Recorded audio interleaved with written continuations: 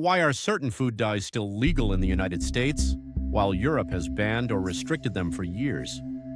It's not because American regulators don't know what the science says. It's more complicated than that, and it has everything to do with history, commerce, and how differently these two places handle food safety. Let's start with what we're talking about. In the US, many processed foods get their bright reds, yellows, and blues from synthetic dyes like Red 40, Yellow 5, and Yellow 6. These artificial colors are found in everything from breakfast cereals to sodas to salad dressings. In Europe, however, the exact same dyes are heavily restricted or require warning labels so explicit that most food companies avoid using them altogether. So why the gap? First, let's talk about regulation. In Europe, they use something called the precautionary principle. If there's reasonable doubt about a substance's safety, regulators lean toward restricting or banning it, even if the science isn't 100% settled. In the US, the approach is almost the opposite. Unless there's overwhelming evidence a food additive causes harm, it stays on the shelves. That leads to a lot of bureaucratic inertia.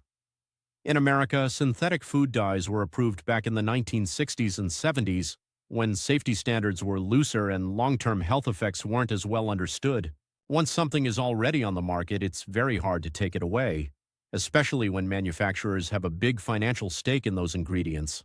Food companies argue that artificial dyes are perfectly safe, pointing to studies mainly funded by the industry itself. Critics claim that these same dyes are linked to hyperactivity and behavioral issues, especially for some people.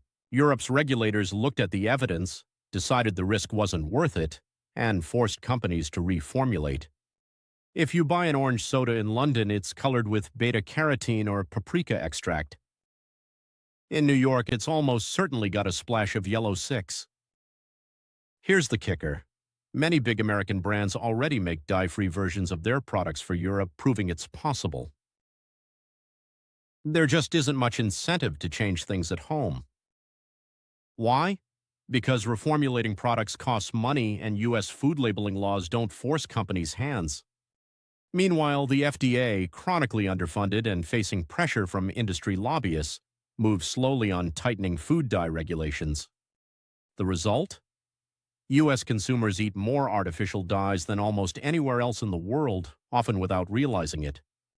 The science may still be debated, but the reason food dyes persist in the U.S. isn't about safety. It's about momentum, money, and a system that defaults to the status quo.